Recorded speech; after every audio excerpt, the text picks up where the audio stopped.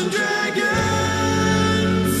Time of magic, age of might. A band of heroes step up to the fight.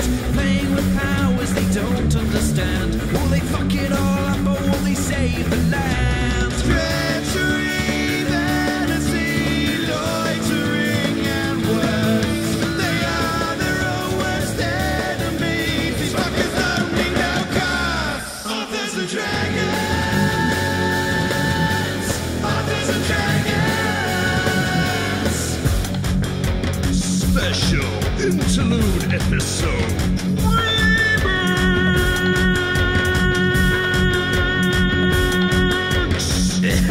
Authors and dragons. Authors and dragons.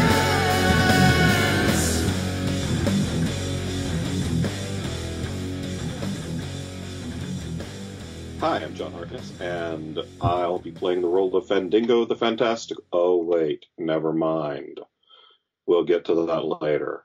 In real life, I write the Quincy Harker Demon Hunter series of novellas, as well as the Bubba the Monster Hunter comedy horror series, the Black Knight Chronicles urban fantasy series, and my newest book, Queen of Cats, a high fantasy about a rogue with poor impulse control who is not named Klaus Richter, releases on the 20th of this month. So go pre-order that shit. Hi, I'm Joseph Barassi. I play, or would be playing, the role of Bjorg Bjornsson, Enthusiastic Barbarian, if we were in fact gaming tonight. But, I guess we're doing an interlude thing, so whatever. I was an author on the Mongoliad Project, and my Drifting Land series is out from Manga Robot Books. The first book of that is Skyfarer, which is currently 99 cents on Amazon, so go get that shit. And while you're at it, pre-order the sequel, Dragon Road, out May 1st. Hello, my name is Robert Bevan. I normally play the role of Klaus Richter, the notorious rogue. I will not be playing that role tonight. Thanks, Rick. In real life, I write the Caverns and Creatures series of comedy, fantasy novels, and short stories, starting with the first book, Critical Failures. And I also I wrote the first the first book in our Shingles series, The Ghost of Hooker Alley. Hello there, my name's Steve, and I usually play Brandon Firemaster, but today I'm just playing Steve Webberall, and I write the comedy fantasy series, The Doomsayer Journeys. Lo, and a cry did come from the mountaintop, announcing that it was Drew, and that it was good. I'm Drew Hayes. Normally I oversee this band of shit shows, but tonight, unfortunately, Rick Gualtieri has rolled a natural one, causing God to hate him even more, and sending a snowstorm down upon his home, with which has cut the power, and therefore the internet. Lo, and we weep at the angry comments.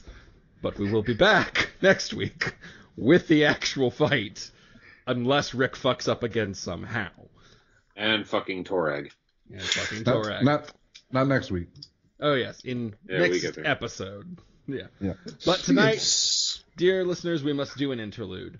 If you don't recognize me, I'm Drew Hayes. I write books such as Superpowers, NPCs, Fred the Vampire Accountant, and the Fortune Confessor series, Villain's Code.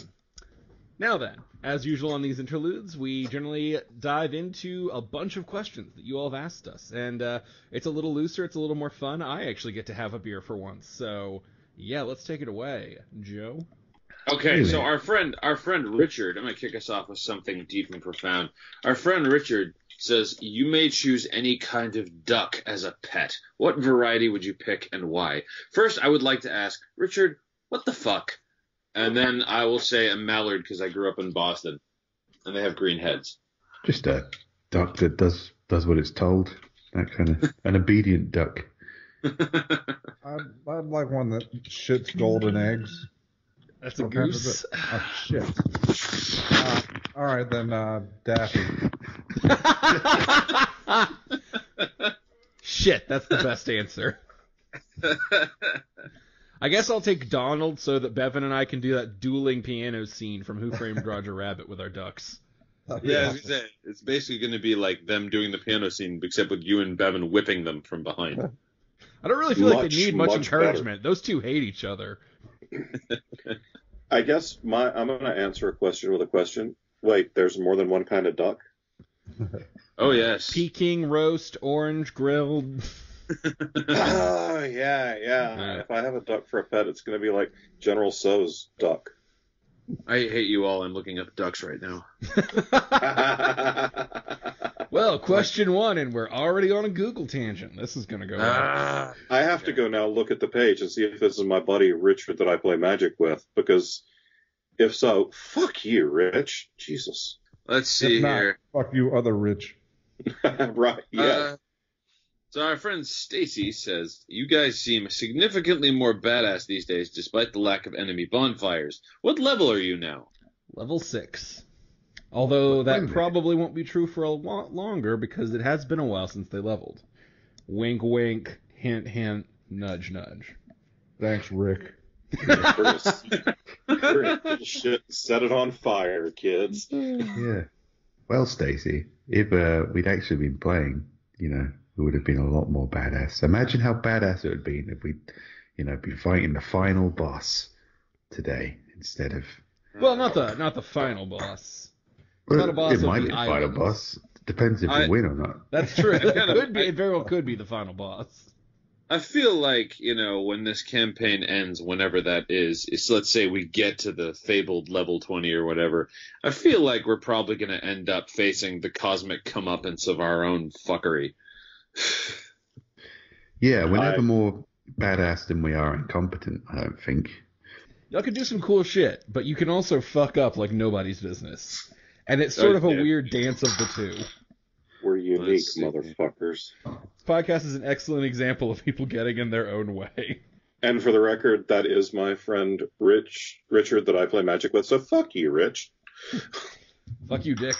Fuck you. Let's see here. Our friend JR says, any plans to explore Pathfinder 2nd edition rules as they're released?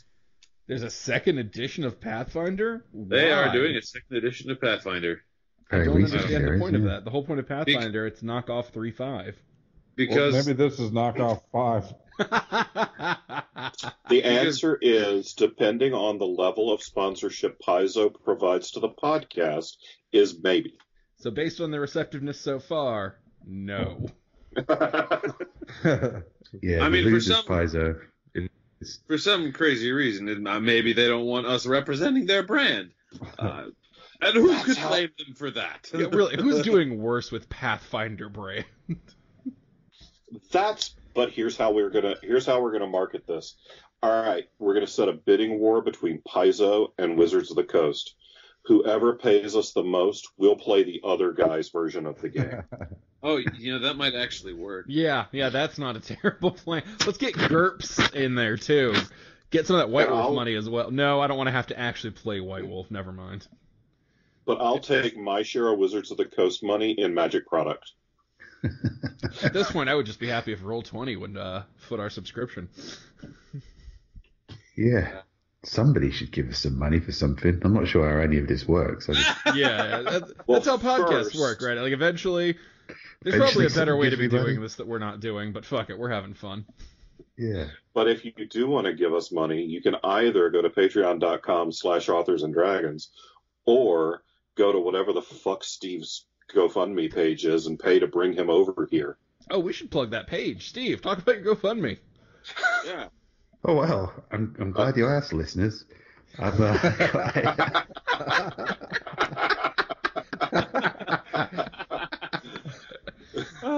mean, we're listening. Well, there you go.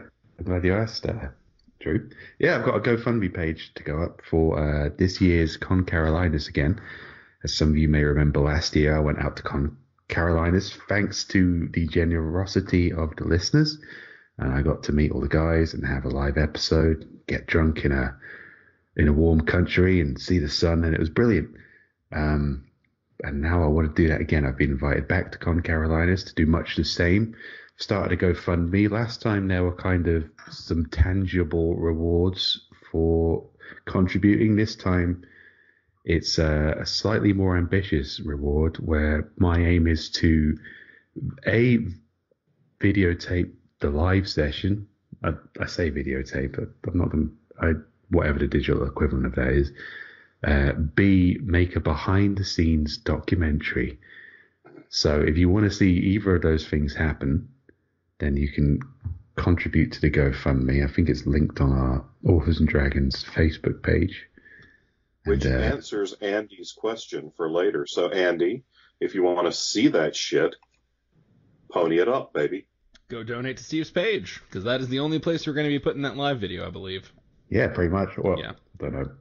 I don't know if we've got any kind of cinema rights secured yet. But then again, Pathfinder, Roll20. You want to pony up some of that sponsorship money? Maybe we can get this a national release. We'll see. Now, Steve, correct me if I'm wrong. Are you still a Taco Bell virgin? Yeah. Drew, it sounds like you're going to put some kind of fast food product in my ass when you honestly, put it like Steve, that. about our toilet trip way number better. 2, you're going to wish that's how it went down. But I'm looking for, I think we absolutely have to record you experiencing Taco Bell for the first time together. And then I just want you to keep your cell phone on and maybe do like a little FaceTime documentary of the rest of the Taco Bell experience that'll come later the day. Because we don't want to be around for that. Yeah, you're solo in that part. Well, Solo bringing the listeners on the journey. Yeah, as well. yeah. I think that will be generally A, the standard quality of the documentary, and B, kind of a metaphor for our entire existence. So yeah, if you want to see a live video of me shitting Taco Bell, go to the GoFundMe. Now you're giving the people what they want. Yeah, that's the only reason they're here. Because the people are terrible. Let's see here. Our friend Matthew says, and this is a segue from our last one, what adult beverage do we want to share at Con Carolinas this year? I'm assuming that Matthew is saying, what adult beverage do you want us, the fans, to bring to you, the Drunkard. I like cider, I'll say that. A case of Angry Orchard or Strongbow would go a long way towards at least two of us. And Rick drinks girly beer, so Rick's in. Oh, I'm super in for he's not cider. here. I fucking love cider and girly beer. Bring all that shit. Not I'm gonna say this. nasty orange Well, shit. I think cider works for all of us in terms of like what we would want people to bring. If he's talking about like what it's gonna seem like we're unofficially sponsored by again in terms of what we're all sharing around, I'm gonna guess Bud Light. Well, I don't know. It was my cooler last time that we were all drinking from, and I've moved on to Kirkland Light. Oh, This stuff, Oh, it's like Ooh. 35 cents a beer or something. It's amazing. One of my authors gave me a bottle of Firefly sweet tea vodka for Christmas, and I haven't cracked it open yet, so might be sweet tea vodka. so the thing about Kirkland is you can only get that from a Costco, and while I do respect the cooler, when we do a beer run, I assume we'll all bottom shelf out again. We might be able to find a fan with a Costco membership. We have those. Or for I might just bring a few boxes. Fair enough. Oh shit, I get to share a table with Bevan. Fuck yeah. Are we sharing a table? Yeah. Oh, sweet. busting out beers on the Bring concourse. yourself instead of having a chair, just make yourself a throne. Bud Light. You be the king of Con Carolinas. No, that's John. That is unquestionably John. No, I'm the mayor. I like mayor better. For Don. John the Don Con. Or Con All right, Don. This is a bit of an unfair question, given that he's not here, but that actually makes it funnier. Our friend Keith says Danny DeVito to play the role of Silas. In what? I don't know. Sure. In I was Detective gonna- Pikachu game. I don't know. Have don't his know, people call our people. I mean, it's better than what I had in my head, which is George Costanza. Wow. I don't know if that is better. This I was is thinking like DJ Qualls for Silas. I had a friend. Sorry, you said DJ, and my brain suddenly latched onto it. I had a friend yesterday who was talking about how they were playing D&D, and she asked the Amazon Echo, it's like, Alexa, play some spooky music, and Alexa started playing DJ Deadmau5. Not quite.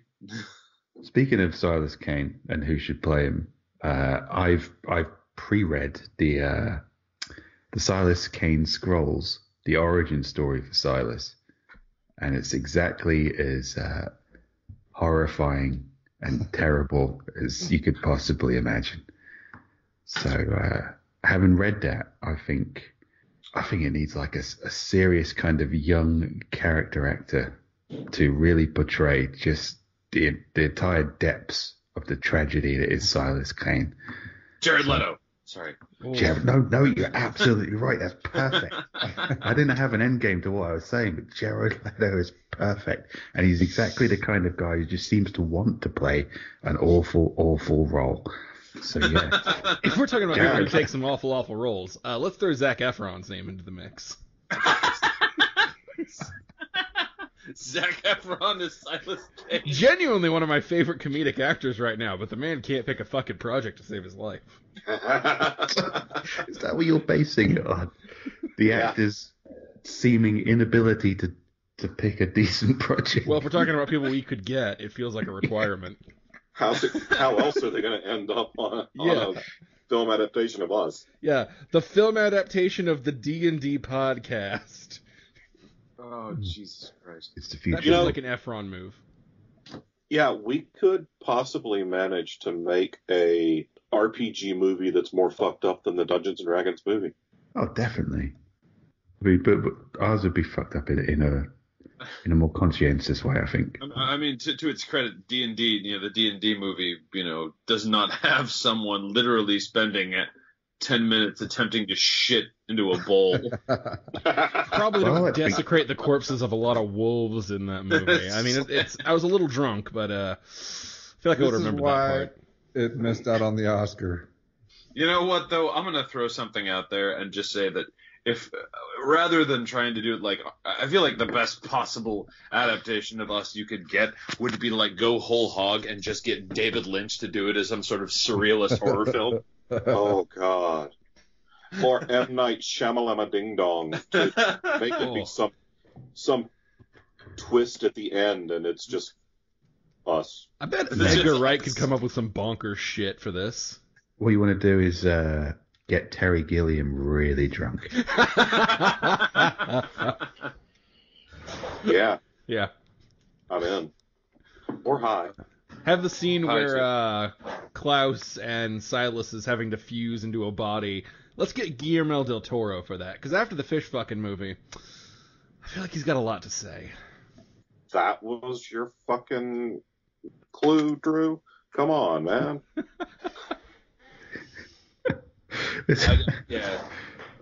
I feel like that could you could do this great 10-minute bizarro morph sequence of Klaus's ghost descending into Silas' head screaming, and it's Zac Efron in my head now, so it's even better. Just get David Cronenberg in to direct that one scene. Oh, yeah, we get all the fucked up directors, and they all get 10 pages of the script. That turns out to be Zac Efron's most artistic career debut today. We launch him as Silas Kane. And right in the middle, right at the turning point of the whole screenplay, we give those 10 pages to Michael Bay and blow up fucking everything. Oh, 1,000%. I mean, listen, there's not a movie that probably couldn't do with an extra 10 minutes of explosions. Just the 10 minutes. Let's not give the whole thing over. Right. I really want to see Wuthering Heights with 10 minutes of explosions. I would watch at least 11 minutes of Wuthering Heights. Fuck yeah! Well, the great thing about Michael Bay palatable. is he clearly doesn't understand what humans are, so you can put him on any project, and it's just kind of like, yeah, but what about the humanity of the story, Michael Bay? And he's like, well, all I see is meat puppets exploding, and that's my wheelhouse. Or he gets way too in depth with it. He's like, no, you don't understand. When the car blows up, that's the symbol of him overthrowing the shackles of his childhood. And when the motorcycle bursts into flames going over it, that's him triumphantly rising out of the trappings of his youth. And then when the strippers run out, you're like, no, fuck you, Michael Bay. Fuck you. You're Michael Bay, you don't understand that cars aren't people, don't you? And it's like, but there are so many of them. No, Michael Bay. They're numerous, but it doesn't mean they are a dominant species or even a species. Michael just goes, but people aren't people. Yeah, yes. Only explosions are people. The humanity of this project is with the explosions and the cars and the vague meat ghosts that sometimes get in their way. Meat ghosts. I genuinely sometimes think Michael Bay believes that explosions count as dialogue. If you put it like that, the guy is Shakespeare. He's just speaking a different language. I have 50 different types of tannerite for this scene, damn it. This is a conversation. It's just this insane man screaming to the world in a language no one understands. Because it's lethal to most people. I think we just sort of turned Michael Bay into a tragic figure. God, what have we done? If anyone from the Academy is listening, this motherfucker gets an Oscar next year. And Zac Efron. Yeah, and Zac Efron. Fuck it, I like Zac Efron. Zac Efron's fine, but he can't get an Oscar until we get the fucking movie deal. Fair enough. There is a British sitcom called Vicious, which features Ian McKellen and Derek Jacobi as old, gay, vicious queens in this apartment. Where the fuck can I watch that? Oh, I just look it up. It's just called Vicious, and all I remember, one of the main things I remember from it is there's this old lady who lives with, who occasionally visits them, one of their old friends, and she constantly is asking if Zac Efron is a place or a person. It's like, you look like your friend. She's like, you look. This like young guy walks into the apartment. She's like, oh, you look like you're Zac Efron. Or from Zac Efron. I can't remember if that's a person or a place. Oh, that's lovely. So, Joe, it sounds like from your description of the show, it would just be a show following Statler and Waldorf from The Muppet Show, like full time. And I almost said gay Statler and Waldorf, but... Now that you mention it, yeah. Kind of, yeah. I think that's beautiful. They go to the theater every night together. Are Statler and Waldorf Bert and Ernie as they got old? Oh, shit.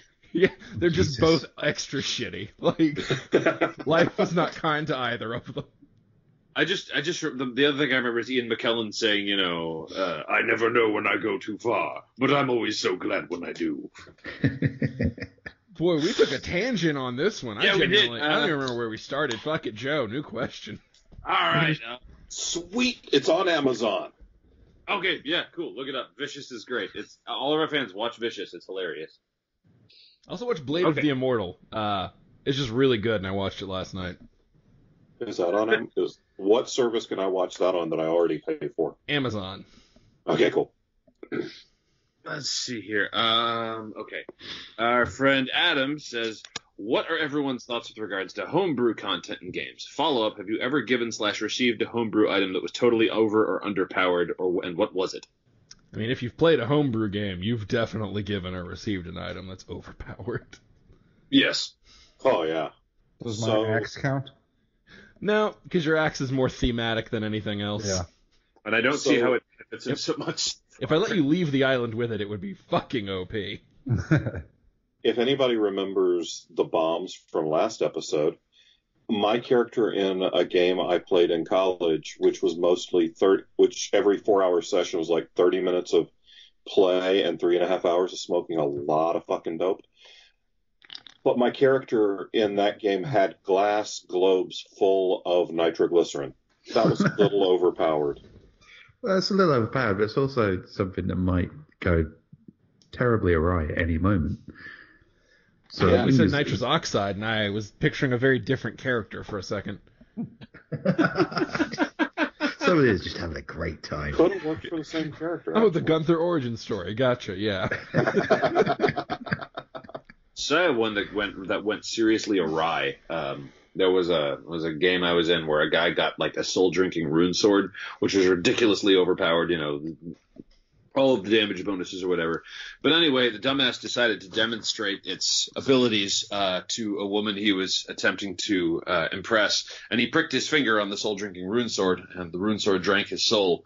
and so he ended up being a guy trapped in a sword attempting to meat puppeteer his body. Nice. Yeah, I don't think there's such thing as, I guess, if you're kind of the story you're telling, as long as it has an appropriate enough weakness or potential to backfire, I don't think anything could be too like outlandish. I played a lot of homebrew stuff here and there, and there's been a few items, but my most memorable one is I played a class that was just destructively broken. It was like a homebrew Pathfinder version of the Dread Necromancer from 3.5. I never got to play the 3.5 one, but the Pathfinder one had some minimal differences, but they made a lot of difference in like the long-term scaling. And the whole thing was built on summoning undead and then like turning things you killed into undead that you could control. Oh, yay! So every time we fought something hard, I would turn it into a monster, and then it would be mine. And like by the final battle of like this mini campaign, it was literally DM versus DM because I had amassed a fucking army. And, like, the other players were just kind of there, and, like, we finished, and I was like, okay, I'm never playing that again. No one's ever playing that again. That's the most broken fucking class ever. Yeah. I played a game where we acquired a magical sandwich maker, which would, you open it, and it would give you whatever kind of sandwich you wanted.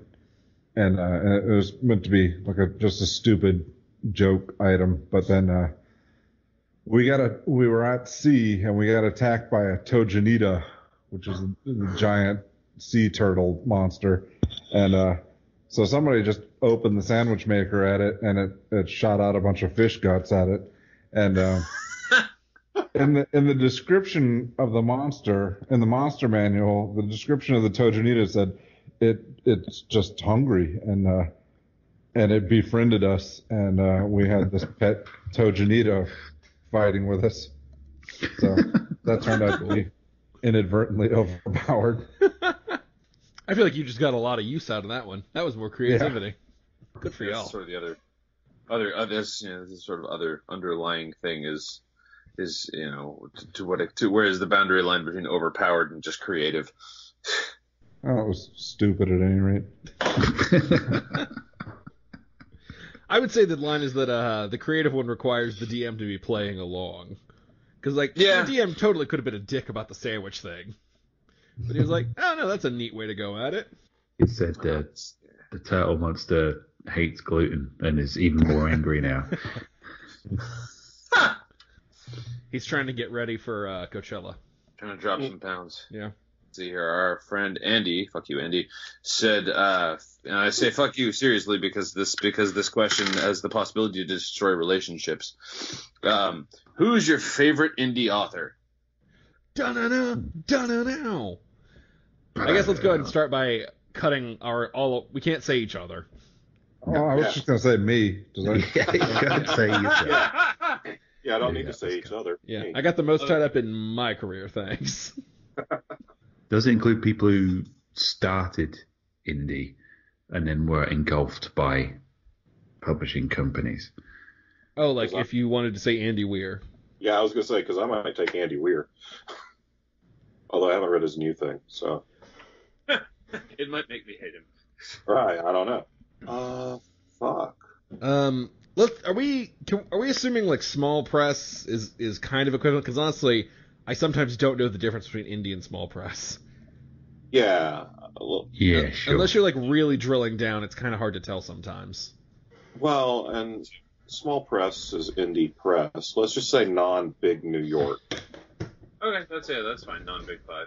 I gotta say, David Wong from he's the editor of Crack.com, Jason Parkin, and he started out his novel John Dies at the End started out as an episodic story he was writing on a website, and it's just gone. Basically, his career's gone from strength to strength, just on the basis of people finding and loving that story. Yeah. Oh, I honestly didn't know David Wong counted. He might be my pick too. Yeah, he's going to be mine because I don't know that I've read and enjoyed any other indie authors outside of. I'm going to take Marion Harmon who writes another superhero series called Wearing the Cape. And I've been reading this series since, I don't know, 2011, 2012. And I just really like them. I think they're really good superhero books, and they're a lot of fun, and they don't try to be more than a fun superhero book. So, yeah, there's me, Marion Harmon, the Wearing the Cape series. Oh, no. All right. No, I've got one. Philip Overby. He writes this series. I don't know if he still writes it. I haven't heard anything from him in a while, but he writes this series. They're kind of short books called Splatter Elf. And What? Yeah, they're like gory fantasy books. They're my kind of horrible. That's pretty rad. Oh, God. Man, I'm in a rock and a hard place because the indie author, non-A&D indie author I've enjoyed the most, I really can't in good conscience plug, because despite the fact they were a very good writer, they pulled what I consider the shittiest move in writing, where they didn't properly finish their book. Ooh. And I refuse to ever plug anyone who does that. I don't read a ton, period, because I have 2 kids and I write full time. You know what? If you like military sci-fi, Marco Cluse's series is really good. He's gone on to pretty big things, but he started out as just a self-pupped guy on KDP, I think. Yeah, And- I've heard good things about him. Yeah, he's a swell dude. He's a really, really nice guy. He told Vox Day to fuck off on the internet. So. Oh, okay. Well, I like him. Let's see here. Another question. Jonas Cease has some good shit too. He started indie, then went Big Five, and is now back indie with most of his stuff. But his Templar Chronicles was some really good military fantasy. I think he's up to 6 or 7 books in there now, but I read the first 3 way back in the day, and I really enjoyed them. The thing I like about indie writers, and especially those who kind of start indie and then get absorbed by big publishing, is they're not kind of writing to a criteria that's set by what is popular or acceptable, but rather they have proved that what they've written is popular and acceptable to some people. So kind of big publishing turns a blind eye. And again, that's why I like David Wrong, because John Dies at the End is absolutely kind of Fucked up. entirely fucked up. And somebody came along and went, well, this is entirely fucked up and just not a very conventional way of writing a novel. But people like it, so let's give it a shot. Yeah, it is a good damn book. I've heard it referred to as basically like the book of the millennial generation. Oh, yeah, David Warren, I think he's kind of, when I think of internet humor, I think of the old pointless waste of time website and what was early Cracked before Cracked became kind of a bit more saccharine. But, so I do miss the David Warren. Cracked golden days. Yeah, they're all fired now and starting up their own website, so. Oh, wait, shit. Was Daniel O'Brien's How to Fight President? That wasn't Big Five, was it? Well, that was off the back of Cracked. Yeah. He got that kind of, again, that's another kind of, because Cracked at the time was kind of not a conventional website, definitely had its own style, and he got that publishing contract off the back of the articles he was writing for Cracked. So I'm gonna super count Daniel O'Brien, because How to Fight Presidents is one of my favorite books. I keep it on rotation in my Audible queue. Nice. He is one of my favorite writers as well, comedy writers in general. And he's been fired as well. Nice one, Cracked. Yeah, he was, I think, the head of their video department, and that's what got axed, was just all of their video. Yeah. They supposedly filmed a finale to After Hours, if I'm remembering the tweets right, but it got filmed, but we don't know if we'll ever get to see it, because Cracked has that, and Cracked isn't interested in videos anymore. Yeah. Well, we say Cracked. It's not very fair to say Cracked. It's whoever took over from Demand Media. EDM, something. Yeah, fuck those guys. I wouldn't say fuck Cracked, because there's been too much great content put out by Cracked and too many good times, but fuck whoever took them over. Okay, so our friend Nelson says, does this look infected to you? Nelson, Yes. I'm not a If doctor. you have to ask, the answer is always yes. Yeah, you should either squeeze the sides of that really hard, or maybe like light a match and superheat the tip of a sewing needle and then jam that right through that thing, or go to a doctor. Don't let other people have sex with it. That's or some seltzer on it. It'll be fine. Or unscrew the cap on the battery, one of those cells in your car battery. Stick it in there, wiggle it around a little bit. Yeah, get some hairspray, spray it on it until it starts to feel numb, and then light it on fire. Or if you want to deal with it the Hayes way, just pretend it's not there. That's it. There is no step 2. Don't ever acknowledge your encroaching mortality. I don't have a dick. Let's see here. So our friend Scott says, what's in the works this year for book releases for each of you? Rough timeline for the release. Well,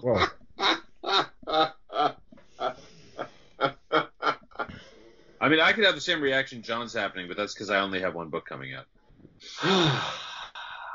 I don't even know what I'm doing right now. We didn't even know what this podcast was going to be. Before June 1st, Steve will be re-releasing the Doomsayer Journeys in brand new print editions with Americanized grammar and new covers. And that should lead the way to audio versions. Absolutely will lead the way to audio versions. But I want Americanized grammar in the Doomsayer Journeys. Well, you can have I'm sure Steve will bring you an old copy. I have them. He's still got a garage full of my old copies. Yeah, I forgot about those. I guess I'll bring those. This time, sign them and I'll keep them again. Not only does Bevan not want the Americanized grammar, he doesn't want you to have it either. Well, John, you gave us a hearty laugh. Do you have a bunch to unveil? All right. On March 20th, I'm releasing the third novella in my serialized high fantasy Queen of Cats, and I'm also releasing the complete Queen of Cats saga simultaneously, and that will be standalone high fantasy. It's a full-length novel, and it'll release in hardback, paper, and ebook, and then I'll be pushing someone to make an audiobook. In April, I'm releasing She Talks to Angels, which is the next Quincy Harker Shadow Council novella. In May, I'll be releasing my first Shingles novella, as well as the final novella in Bubba the Monster Hunter Season 4. June is the next Quincy Harper novella. July is Tech Ops Volume 1, Raptor. It's a military sci-fi near-future novel that I've been working on for a while. August is another Quincy Harker novella. September, I think I'm on the slate for another Shingles and a Bubba novella. October is the last part of Harker Year 4. November will be the sequel to Amazing Grace. December will be Harker Year 4 in a collected edition and another Bubba novella and maybe a Weird Western sci-fi. And I have high hopes that somewhere in that September to October range will be Black Knight Volume 7. So that's the current plan, and I might miss that by as many as 2 novellas. So. Wait, hold up. Do we have Shingles scheduled out to September already? To the listeners, if you haven't noticed, we're releasing a Shingles every month. So you got that to look forward to. Indeed. Wow, hang on. I need a second. It's been a long time since before John was telling us all his releases. I kind of need a moment here. I don't remember. Don't remember the before. We could also talk about the spin-off series that other people are writing that I'm publishing, but we only have so much fucking time on the podcast. Fair enough. All right, I'm ready to go. Give me a baseline. Guys, god damn it. All right, fuck it. No, fuck it. We're just doing it the normal way. I knew that I could count on you guys to not come through on that. I don't know You what's say going on right baseline, now. man. I don't even know what kind of musical genre we're talking, man. You're talking hip hop, you're talking disco. It's on you, man. It's on you. You what- got to feel the rhythm in your heart. Some kind of Conan bass drum, because you're going to say, I'm going to write 7 million words. Boom, boom, boom, boom, boom. Exactly. All right, so the Drew Hayes 2018. I just did Superpowered Year 4 in February. Audiobook for that comes out on July 3rd. I'm currently just finished Fred. Fred number 5. I don't have a date, but based on the usual patterns, Roots usually releases that sometime also around July, so might be a good July. Based on trends, audiobook for that will come 3 to 4 months later. I'm about to start work on Spells, Swords, and Stealth number 4. That one, I imagine, if all goes to plan, should come out around fall of 2018 sometime, maybe winter, depending on how long it is. Once I finish with that one, I might have time to do Infinity Villas. We'll kind of see, but that one's just a quick, that'll be a shorter book. My first Shingles comes out next month in April, and that is Aliens Ruined Our Kegger. And hope you will enjoy that. And then after either Spelled Swords and Stealth 4 or Infinity Villas, depending on how that shakes out, I get to start Villain's Code number 2. And that is almost certainly going to round out my year, because that's going to be a big sumbitch. Let's see. My docket is considerably smaller. Dragon Road comes out May 1st. And then at some point this year, hopefully, I will be releasing Bjorg Bjornsson and the Unbearable Communists, and a possible Shingles story tentatively titled Vanpeckers.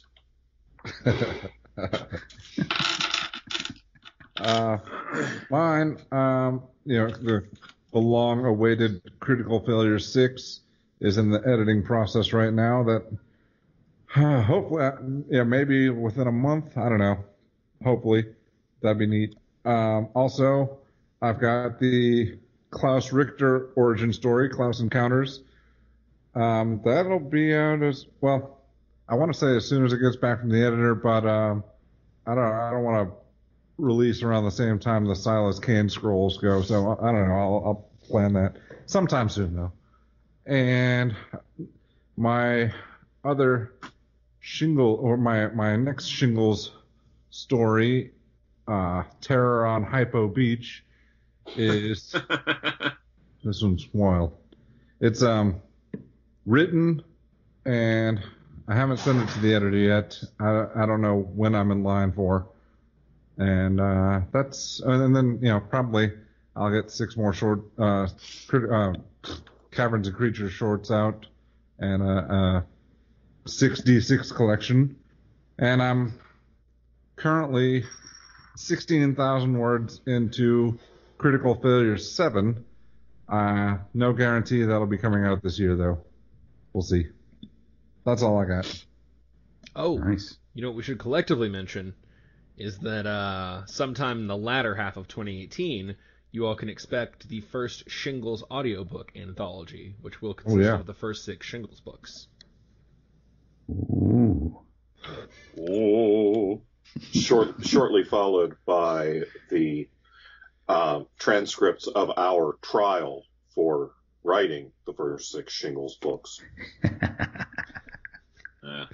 It's just pages and pages of the word weeping written over and over. Not from the eyes either. Oh, God. Yeah, that's the kind of shit that's getting us locked up, Steve. I think John already mentioned that my stuff's being released by Falstaff, so look out for that. I'll be bugging you about that. I've got a Shingles in the chamber as well, so for those of you who enjoyed The Monkey's Penis, you can look forward, hopefully in the latter half of the year, to Put Your Hand in My Ass. And I think that's all I've kind of got committed so far. So we'll see how it goes. I can't wait for Your Hand in My Ass. I don't think any of us can. No, I can. All right, Joe, why don't you get us another question? And if you're one of the people who was fast-forwarding through us talking about our upcoming projects, welcome back. This is the spot you were looking for. Let's see here. Our friend Brendan says, have you considered moving to 5th edition? And if so, how would this affect the characters? Yeah. No, It's not been at considered. all. We have never talked about this amongst... Oh, wait. Yeah. We're not bullshitting, are we? I don't really see any reason to. Yeah, we actually are probably going to move to 5th edition after this quest line has wrapped up. Basically, when they level next, there's a good chance they're going to level into 5th edition for streamlining and ease and just general quality of life. It's hard to keep justifying Pathfinder when 5th edition is out there. And to answer whether it'll affect your characters too much, looking at my own character sheet, I think the evolution of characters marry up at the level we're going to, so I won't lose too much from a monk perspective. It'll just be kind of a rejigging. Bjorg will actually become even harder to kill. Yes, I haven't looked into it, but Apparently Klaus will become more lazy and disinterested. You know what's weird, though, is like there's a magical spell that brings you to 5th edition, and the material cost, crazily enough, it's like hundreds of aberration teeth. I can tell you that one big change that will happen is that Fandango will gain access to things like Fireball. That's exactly what I was about to say. I was like, just imagine motherfuckers Fandango gets Fireball. Oh, I'm imagining. You guys are going to have to run from so many more towns. You should Well, totally do that, Drew. So the I wizard can says already before see you it. level up, the only cost is all the pointless bullshit you've accrued. I can already see the question in the first difficult combat. Bjorg, how many hit points do you have left? Oh. All right. I hope you make this reflex save. Fireball.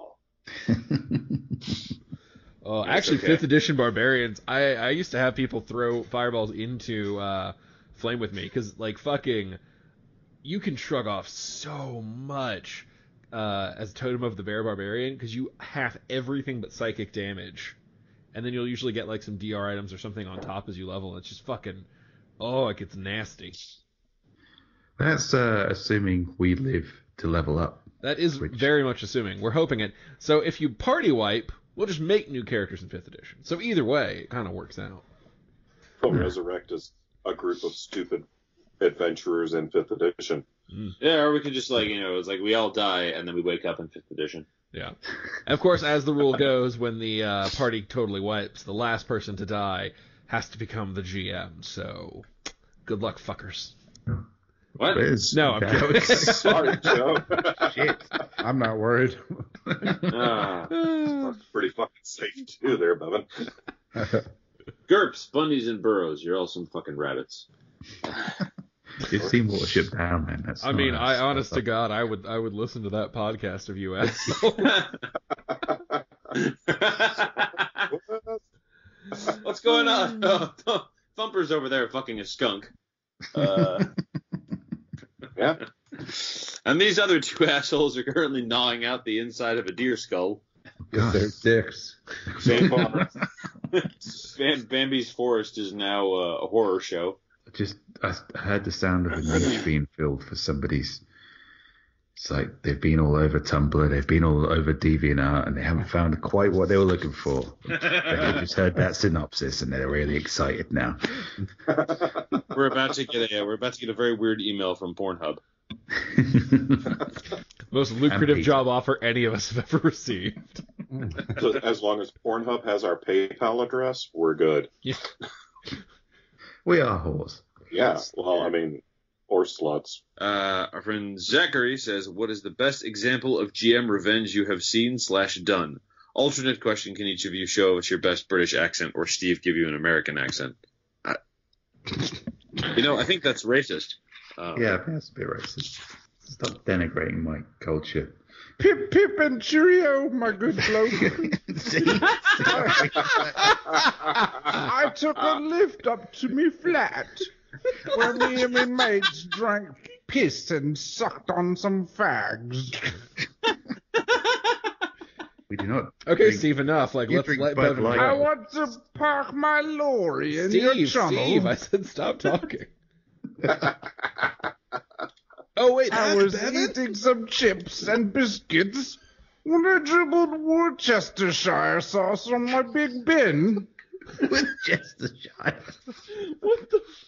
Oh, blimey, Governor, I seem to have kerfuffled in me trousers. Okay, new Kickstarter. It's a remake of Mary Poppins, but Bevan is playing Mary Poppins. But only No, Only remake of half Mary of what Poppins. Bevan Bevan's said playing there. everyone.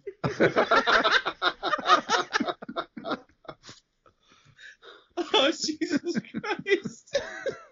Oh, it fucking hurts. That's what she said. Before having What? the Worcestershire sauce. Oh, it's fucking Winchester British Worcester sauce. Gun sauce. Oh, that's as good as that question's getting. Next. Yeah. Oh, wait, I'm the only one? Yeah. Well, you covered all the Yep. bases. Oh. You definitely knew you were jumping into that pool alone. Oh. Oh, God damn it. It'd be less funny if I didn't once have to tell a American tourist that he was actually in Leicester and not Leicestershire as he was looking for. Where is Leicestershire Square? You mean Leicester Square, mate, and you're in it. Yeah, okay. That wasn't a terrible Alabama accent either, Steve. So, yeah, not bad, son. Not bad. That's fair enough. I mean, it is spelled like that. So Yeah, you can always tell the tourists in Massachusetts because they're like, can you tell me where Worcester is? It's Worcester. It's Worcester, man. I think my favorite tourist giveaway if you're in New Orleans is that you are pronouncing words correctly. Yeah. Hey man, can you tell me how to get to Burgundy Street? You mean Burgundy? No, I'm pretty sure I mean Burgundy. Or it's down on Calliope. Calliope. You mean Calliope? Calliope. Yeah, my grandmother lived on Helois. No, Helios. Coming in here with your fancy, technically correct words and shit. So, Steve, I'm, Yes. I've told you I'm going to be visiting England at the, I think the end of July. So Yeah. I'm ready, huh? yeah, just talk like that. You'll be fine. Yeah. I can't You'll be wait. absolutely. Just say exactly what you said to everybody you meet without going short. And you'll be fine. Oh, Well, we got to film that. I've got to absolutely do that. How much physical damage can Bevan absorb? Wait. How many Kirkland Kirkland? lights does he get? Kirkland lights. I was Yeah. going to ask, how many escalators are in Corby? More to the point. Yeah, that's good. Because if we know one thing, it's What- that an what do you escalator call can't them kill there? Bevan. We call them escalators, we just don't have any. Oh no, wait a minute, we've got one. We got one since the Great Restoration. Stair lifts. We like to all ride it on a Sunday. Come along, family. Let's go into town and ride the escalator. Ride the stair lift. Stair Another. lift's a different thing, you fuck. Wait, what's a stair lift that's not an escalator? Isn't the stair lift that thing they put old people on? It is, yes. Oh. Okay, you learn something new every day. Great. Oh, I like this God. cultural exchange. Just remember, call every guy you meet a poof, Bevan. You'll be fine. It is Corby. I think we're about 15 years behind social polite norms, so you can still say all kinds of. Oh no, wait, you're originally from Mississippi, aren't you? So no, but maybe I'm not. from New Orleans. All right, New Orleans, yeah. So he's culturally polite. He just pronounces everything wrong. All right, okay. Just call everyone Puffs, then you'll be fine.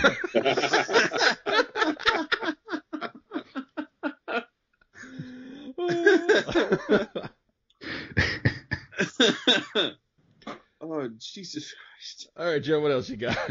Oh, God. Well, I'm going to go back to the first part of that question, which is, what is the best example of GM revenge that you have ever seen or done? GM revenge is kind of a silly thing. Like, if your players are shitty, just don't play with them. Like, don't try to antagonize people because you're not enjoying yourself. I like when players get karma for their own actions, though, like actual results within the game that are fair. So I'll say I once rolled a party of pure damage dealers that tried to go through a mystery campaign, and then our GM put us against one spellcaster and a guard, and we got our fucking shit kicked in because that's why you don't roll all DPS. Oh, I thought you were going to say, like, the response is fair for the action. So, like, when the god finds out that his paladin, who he de-paladinized, finds out that he's stolen his paladin powers back. Oh, yeah, that would be a consequence to an action within the game. That's not me being shitty. That's Rick stealing from a god. I'm not sure we class anything that Drew does as revenge. More like self-defense, to be honest. I've said it before. I'll say it again. Hell, it was the theme of our last Con Carolina's live episode. I really can't do anything worse to you guys than you'll do to yourselves.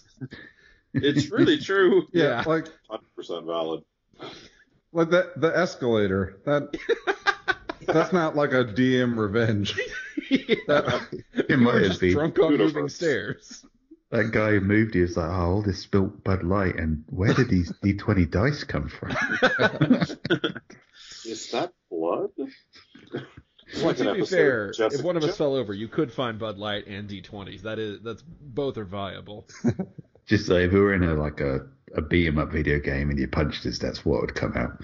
Yeah, that's fair enough. If we were in Nintendo Punch Out. Nintendo Punch Out. Don't worry, just step on a turkey leg. It'll be fine. That's actually kind of a good existential question. If you yourself were suddenly like punched to death by someone and you found out you were in a video game, what would your loot be? What would you drop? Turds. That's just like realistic. Bevan, one last fuck you to the guy who killed him.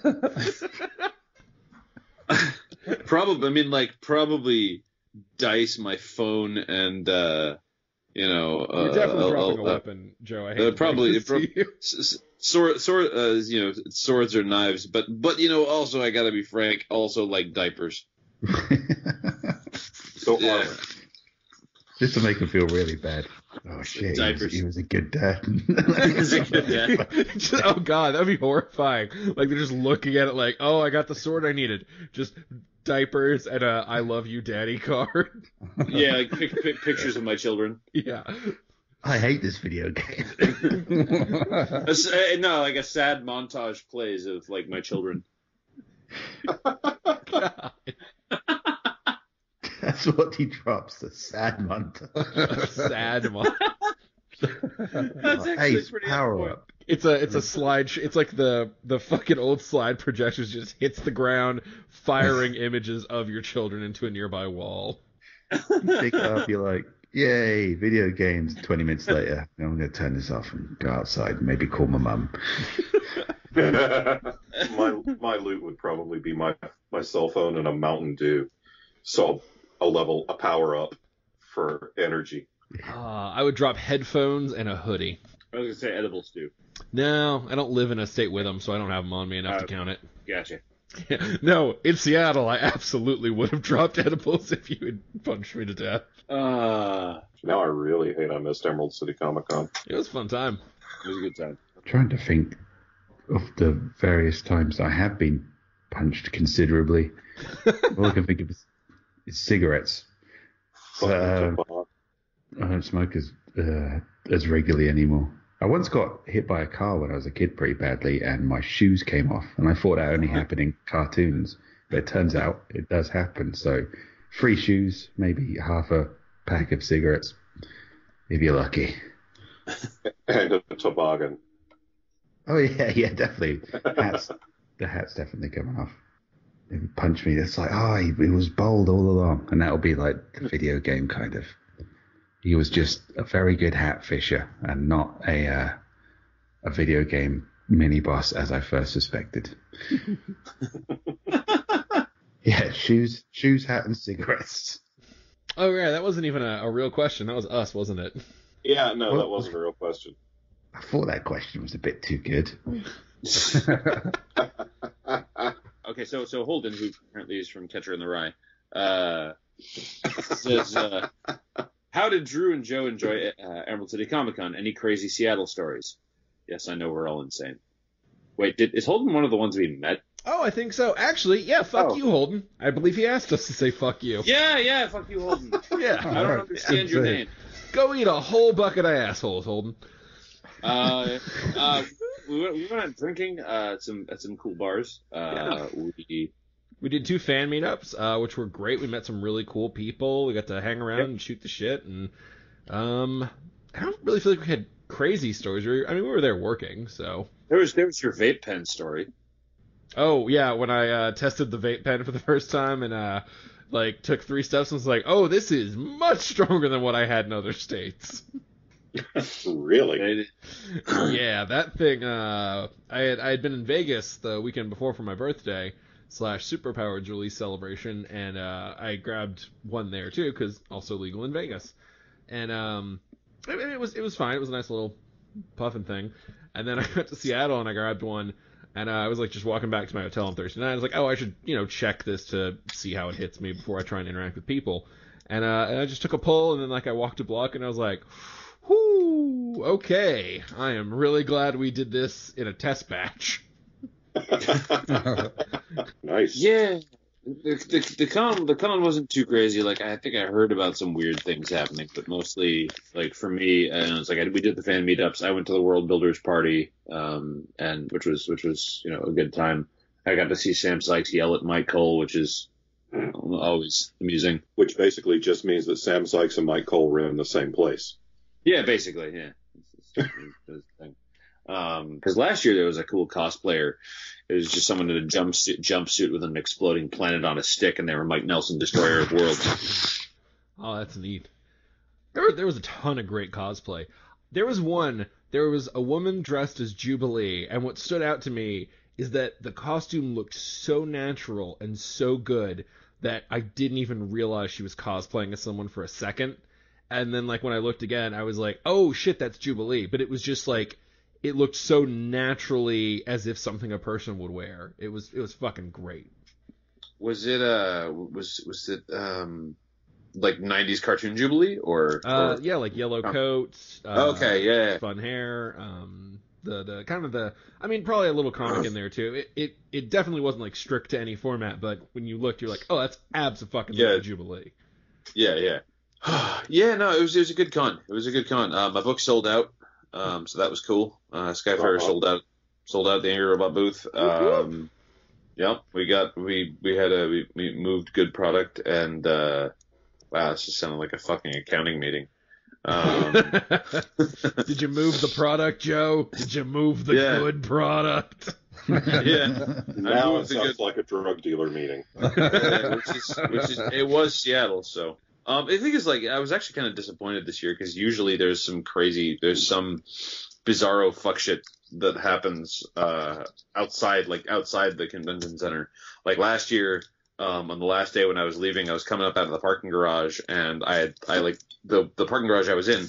You come up from underground and you stop, and there's a cross street that you have to wait at, and there's a light, and I was stuck waiting at this light. And directly across from me in an alcove were 2 very stoned people just seriously fucking each other to death. Jesus.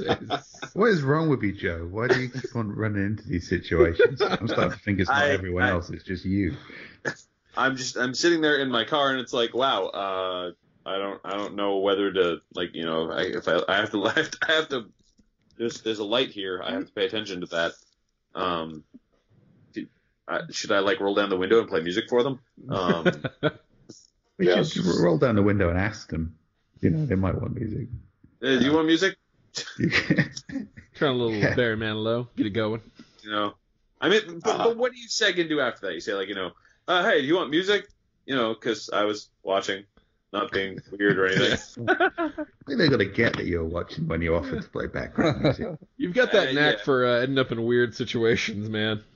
Some people just have knacks. Like, my friends get offered cocaine everywhere they go, and I don't know why. Like, I guess they have that exact look of sketchiness. And I kind of didn't believe them when they were like, no, we don't talk to anybody. We're not, like, asking for cocaine. And literally, we were out in Vegas, and then we were just hanging out waiting for some other friends, and we were outside for 5 minutes. Someone stopped and asked them if they wanted coke. And I was like, holy shit! That's never happened to me. Damn it! Why don't strangers offer me cocaine? I don't think I think with my girth, they can take one look and be like, oh yeah, not a fan. This is not his drug of choice. Weed and pizza. Now, we can probably make some sales. He opens his coat, all these slices of pizza hanging from the It's like, oh shit, is that rum chata? All right, bring on the rum chata. Now we got something. Our friend Mark said, fuck you, Mark. One of your books/series gets picked up for Netflix treatment. Cast your lead character. And then he says, John, who plays Q especially? All right. So if you haven't read my shit, 1, what the fuck's wrong with you? Go buy my shit. 2, Q is Quincy Harker. And I cheated because I looked at this question on the Facebook and had to go on IMDb and look him up because I always get Dermot Mulrooney and Dylan McDermott confused. Wrong fucking Dermot, damn it.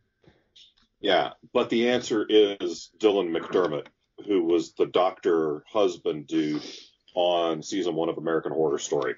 So that's who I would put as Quincy Harker if I had unlimited budget and a TV show. Next.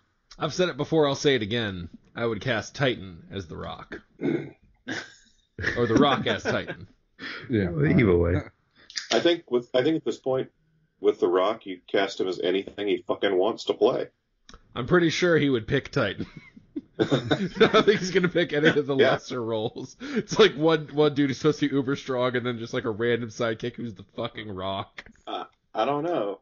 Johnny Three Dicks. Ooh.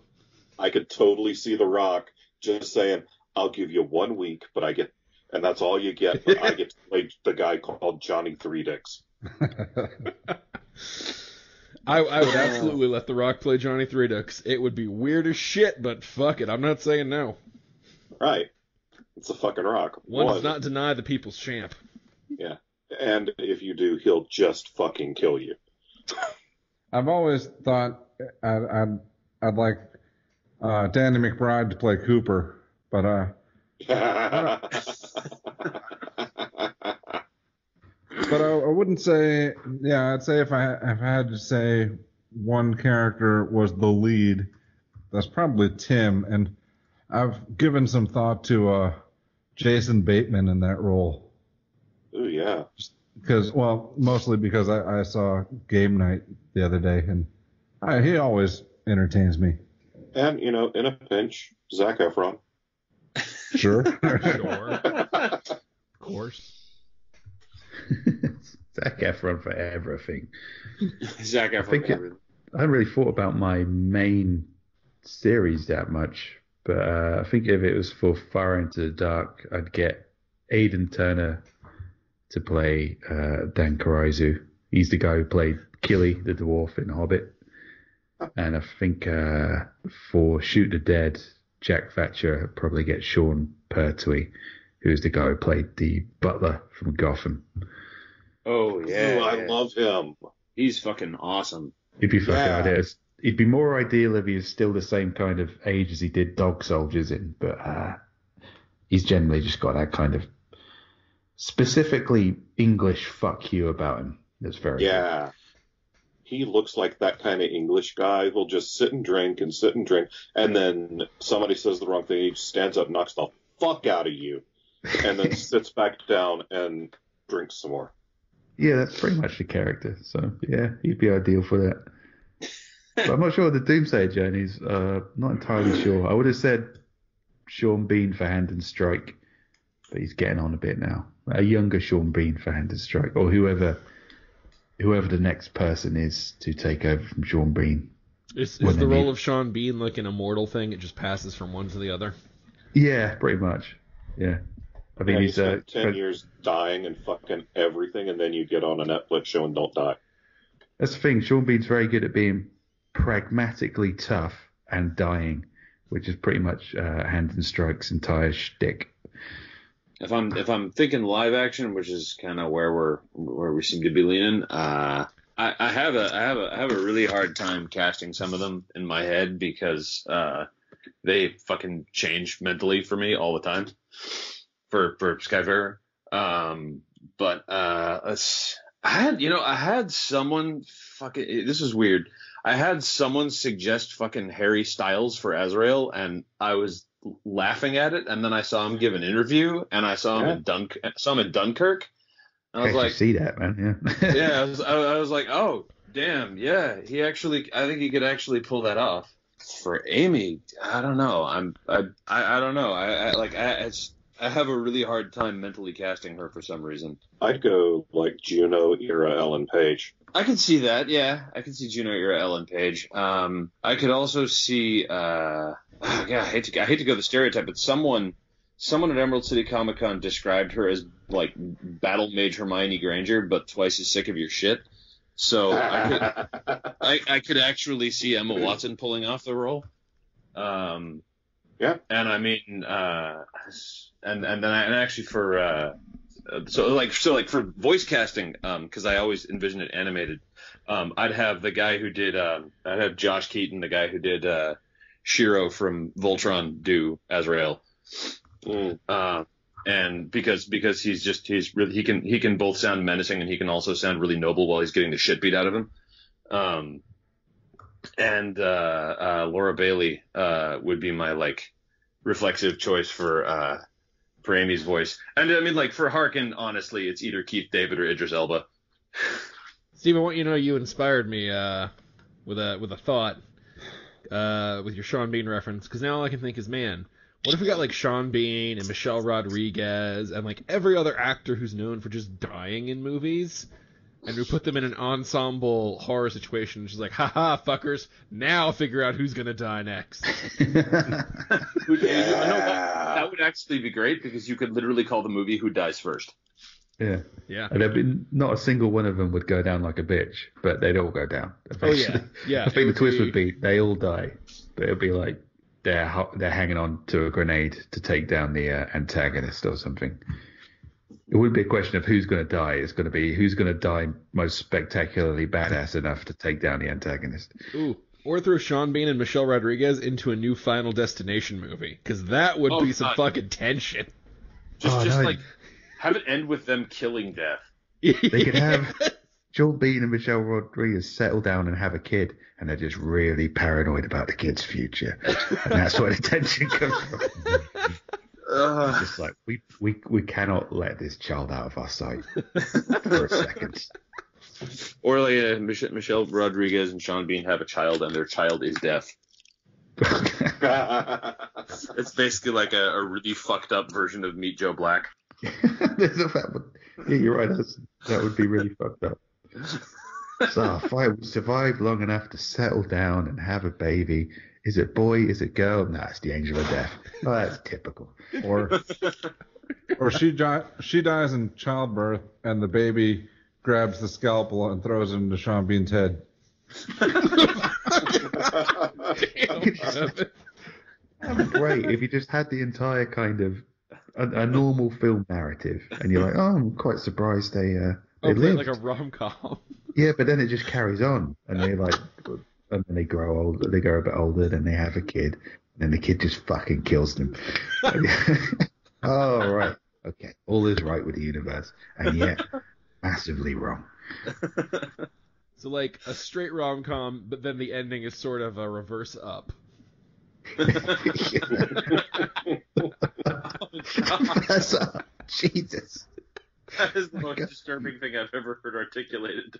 You found in something more depressing than Up. I actually can't watch Up because the first 10 minutes of it like just destroys me. I can't watch it because the rest of it is boring as shit. He just watches them growing old and dying. Well, I've seen the most this movie has to offer. I mean, he's not wrong. I thought it was a comedy. Bevan's watching it with his kids, just like 10 minutes in, like, she's dead now. Well, good night, kids. Why are these people growing up and learning lessons? I thought that they died and it was funny, and that was the movie. I'm not saying that part pleased me. I'm just saying, oh, God. You don't need to say it, Bevan. We know. To be fair, that is some really compelling storytelling in a really short format. And it is a little hard to go back to a normal narrative afterward. Joe, what else you got on questions, man? I've actually got something heavy. Oh no, heavier than what we were just talking about. No, actually, but I do feel compelled to actually say this. Our friend Andrew said, I don't have a question, but my older brother Ari died last month, and I was wondering if you guys could give him a shout out. We used to game back in the day. My favorite character he played was named Pelican Bonethrob. Which is, I'm going to say, dude, that's a fucking awesome name. That's a kick-ass name. I hope that was a pirate. Yeah, I figured you guys would appreciate it. Listening to you guys always makes my day better. Well, Ander, I will say, cheers to your fucking brother. Yeah, cheers, dude. That's a hell of a name. To Pelican Bonethrob. Yeah, that's awesome. 3 cheers for fucking Bonethrob, dude. The guy clearly knew what he was doing. Amen to that. Our friend Ed here says, what is some of the best advice you have received since becoming authors? If nothing comes to mind, maybe best advice you've received in general, i.e. don't eat yellow snow. It's good advice. He then says, look at you, Bevan, so I'm not sure what that's about. Let's see, someone said, if you're ever threatened by an author, secretly orchestrate them falling down an escalator, and I have found that one to be fairly... Oh, shit! That was some fucking clever orchestration, considering I was alone. I know, right? I really planned it out. So you thought. He planted a D20 in the escalator, weeks in advance. My diabolical plan is just, restocking Bevan's cooler every time he's not looking. Yeah, seriously, because there was no D20. That was just straight up, I fucking fell down the escalator.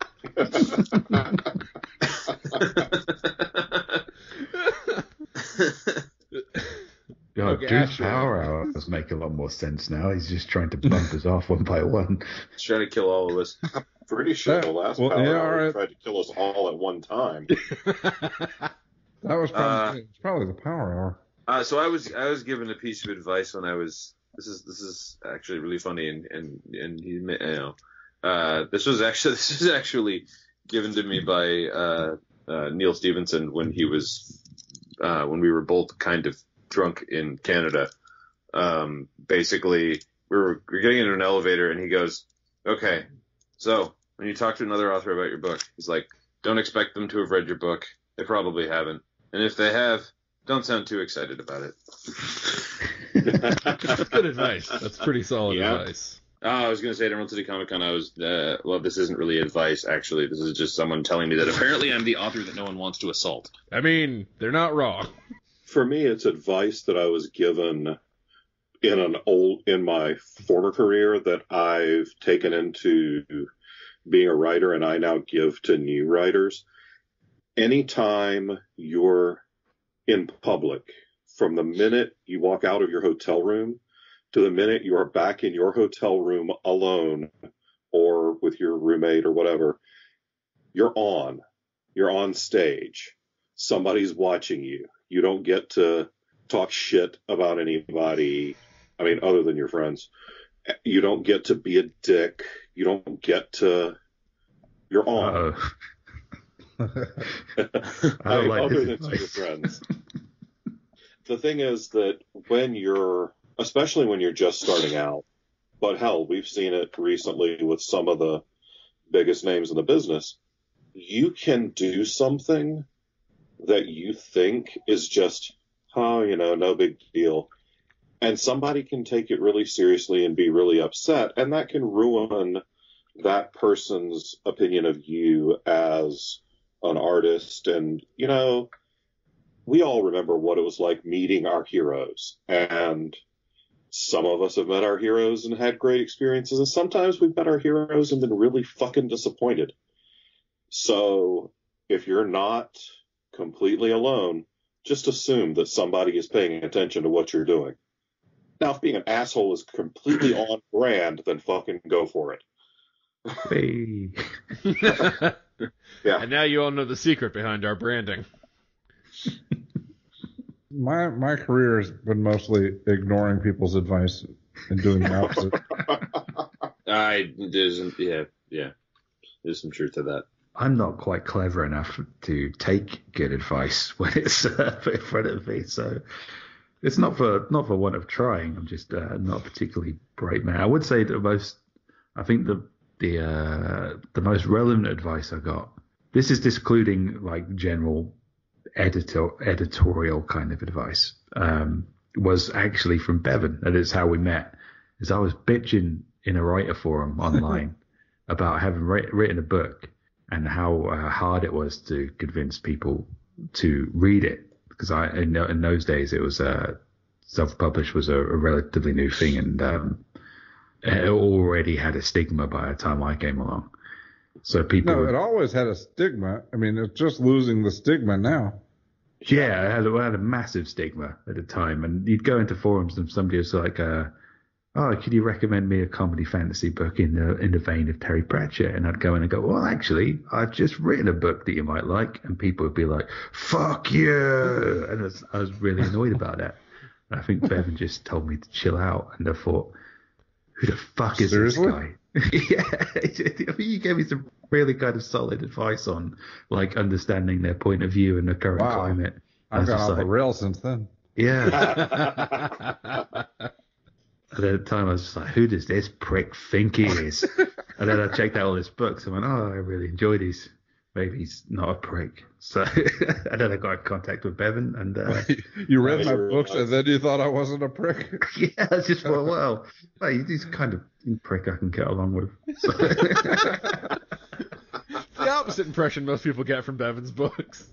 Yeah, just like I thought, I'll show this guy. I'll read his books. And I thought, oh no, I really like his books. I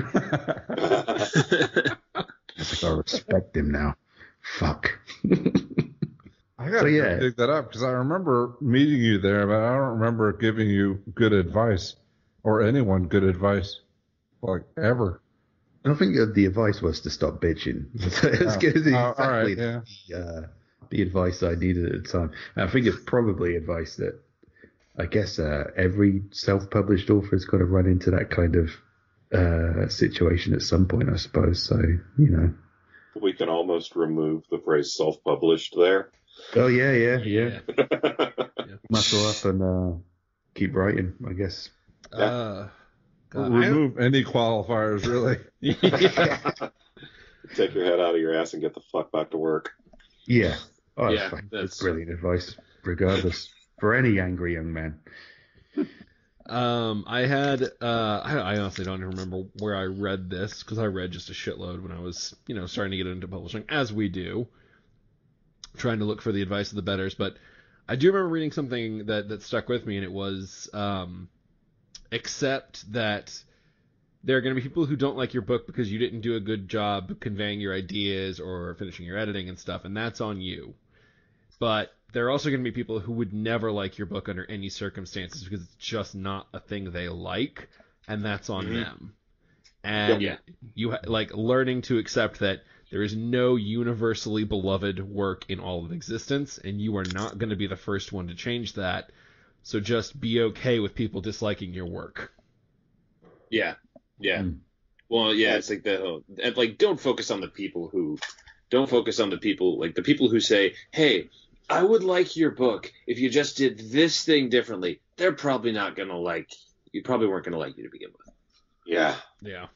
And when you get a shitty review, go read the shitty reviews that your favorite book in the world gets. Yeah. That's a good one. That's a good one, John. That's my fucking therapy, man. Whenever I get a review that just rips me, I go read the shitty 1 stars for the first Dresden Files book or American Gods or some other shit that I really, really like.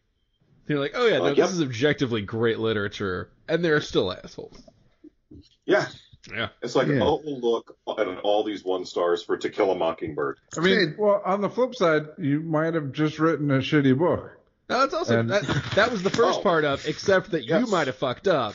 Yeah, all but right. There's also that divide. Just to be clear. Right. Yeah. No. Yeah, I mean, the mistakes, like when they say mistakes, like, oh, like this whole fucking paragraph was poorly edited and like missing shit. Yeah, that's you. That's on you. Or, I mean, it's just not entertaining. I mean, right. Yeah. Well, maybe you might have just written a book that's not very good. Mm-hmm. Well, it's worth checking out. Kind of, if you get a review that you think is kind of like, oh wow, that was really harsh. It's kind of, the great thing about Amazon is you can kind of click on that reviewer's name and see what else he or she has edited, has reviewed. And I've had a couple of reviews where someone went, this isn't funny. I didn't enjoy this. This is not a good book. And then I've looked at everything else they've read, and I'm thinking, why? How did you even find my book? I'm clearly not your cup of tea, mate.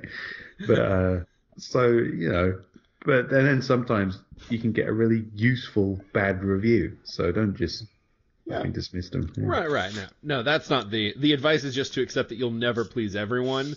So you might as well like lean into the stuff you want to write. Yeah. I actually, it's funny, like talking about like vindictive reviewers. I had someone who, right after Skyfarer's release, they posted a like really long, this book is like so total shit that it's an example. Like basically, like they said that my editor clearly hated me, and and all of that crap. And I remembered it because it stuck in my head.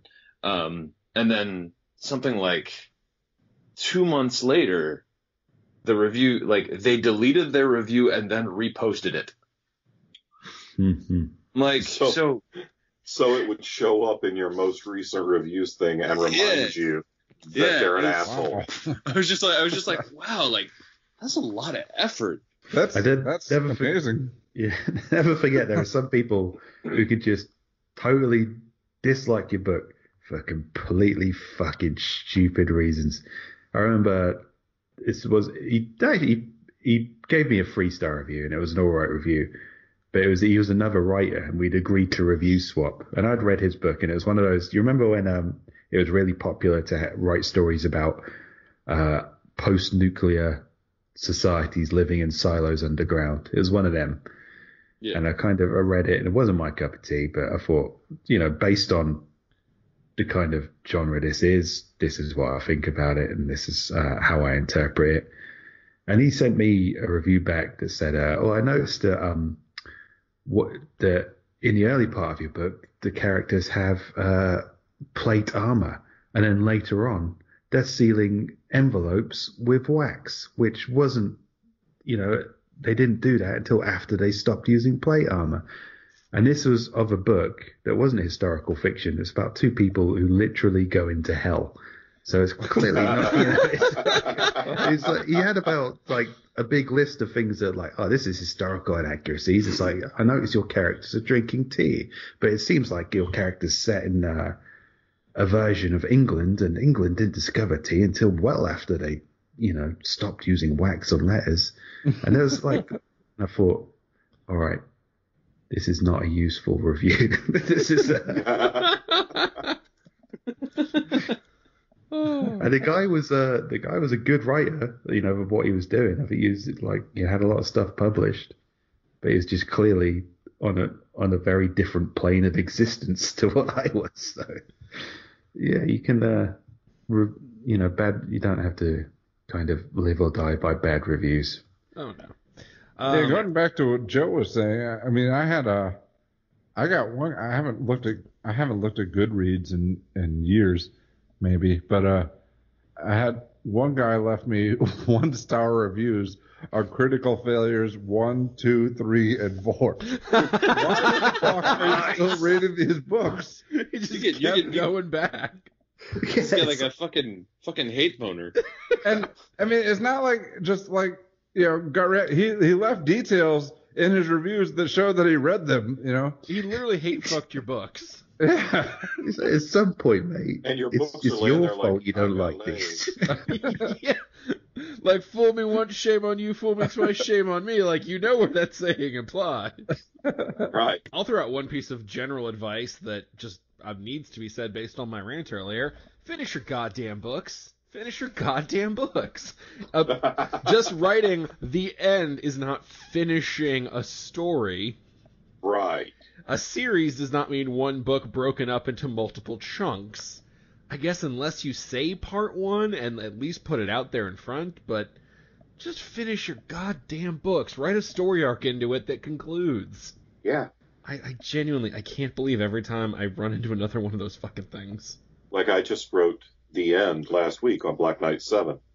The book's not fucking finished. Not by a long shot. It's got a lot more work that needs to be done on it.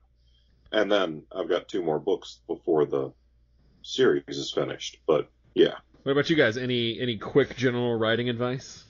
Shit you don't want to see people do? Just do it your way. Just fucking do it your way. Unless your way involves not finishing the goddamn book. Yeah. But I see a lot of new writers and people on, their first or second book stressing about they read this book because this guy made a pile of money doing it this way. And then they read another book where some woman made a pile of money doing it a different way. And they're like, well, do I do it his way or her way or this other way or this other way? Fucking do it your way. Because if you try and follow somebody else's path, it's not going to fucking work for you. Because that path worked for them. Also, and you're not. Yeah. It might not work for that person again. This shit is rapidly changing. Yeah. I don't even start thinking about career paths until you've written a book. It's like, there's a lot of people who I'm usually kind of quiet about what I do in my spare time at work, but some people find out that I've written books and they'll come up to me and at social events and they'll say, I've always wanted to write a book, but, I never know how to start. And I'm just like, well, just fucking start. Just start. It's like, it doesn't matter. It doesn't even matter if you're particularly good at, if you've found your voice yet, or if you're particularly great at writing. If you want to write a book, write the book. And by the end of it, you'll know whether this is something you can do or not. And you'll know what your weaknesses are, and you'll know what your strengths are, and you'll know if it's worth pursuing or not. But saying like, I really want to write a book, the only advice I can give you is just write the book. I mean, there's always going to be better writers than you out there. There's always going to be people with their finger on the pulse of the genre more than you, and people are in the right time, the right place. And literally the only advantage that you are born with, and that anyone is born with, is that you are you. And your unique experiences are going to inform your take on things. So the only way you'll be able to find out whether your book's any good is to vomit out onto some paper and see what happens. Yeah. And, yep. 100%. Well said, Steve. You're gonna need to write some shit before you write some good stuff too. Yeah. I wrote a novel. I wrote an entire novel that I never published because it was garbage. Ditto. I have so I'm gonna say Mongoliad. So that, I have Mongoliad, 1 through 4 out there. I have a short, the short story out there. I have Skyfarer out there and Dragon Road coming out there. I have 5 or 6 other things that I wrote before I got involved in any of that, and none of them have seen the light of day. Oh yeah. My friend AJ Hartley, I think he said when I first met him, I think he said he had 12 trunk novels before he got his first book published. I am so glad that my early attempts at writing happened before the advent of self-publishing, because I would have knee-jerk published that shit. And, there must have been a good 10 years of just, no, Steve, you really shouldn't write. And, well, no, you should write that until you find out what it is, to find out what it is you can and can't do. But even my first novel or trilogy that took me a good maybe 8 years of writing and rewriting before the self-publishing option even came along. And I'm so glad. That wasn't there before that. Yeah. I'm glad I didn't get a publishing deal right after Mongolia had finished, because I wasn't ready. I'm glad I dove the fuck in without any idea what I was getting into, because once again, being too stupid to know better really got me through a lot of doors. Yeah, being too stupid to fail has stood me in real good stead. Yeah. There's some fucking truth to that though, because you know when you don't know all of the things you're not quote unquote supposed to do, you don't lock yourself in. Yeah, pretty much. That's a good point actually. You know, if you're too beholden to who you should be like, I think a lot of the flaws in, again, my first novel was me trying to, I really want to write a Terry Pratchett book. And there's bits in there where you think, I read them back now and go, oh, that's definitely me stepping on Terry's cape. And a lot of the rewriting I spent over those 8 years was going back and going, nah, that ain't me, and I'm not pulling that off. So I had to rewrite that. So this kind of, I guess, being paralyzed by the expectations of what a novel should be can be detrimental to you. So, sorry, I thought you were going to say, no, I was going to say, I thought you were going to say, can get fucked. Well, yeah. That's a better way of putting it, John. Get fucked. That's the advice we're going to... Actually, we should probably wrap on that. We went pretty in-depth. Yeah. That was a good final question. Yeah. Yep. All Get right, fucked. Yeah, Get get fucked. Thanks everybody for joining us. A double get fucked to Rick's Natural Ones, and hopefully in 2 weeks we'll be back with the actual big fun island boss fight. We'll see you next time. Bye. Big fun island. Bye-bye. Authors and Dragons is brought to you under Creative Commons license, meaning you are free to share this material so long as credit is given to those who created it, which is us. Opening and closing themes performed by the Gore Core 4. Authors and Dragons! Authors and Dragons!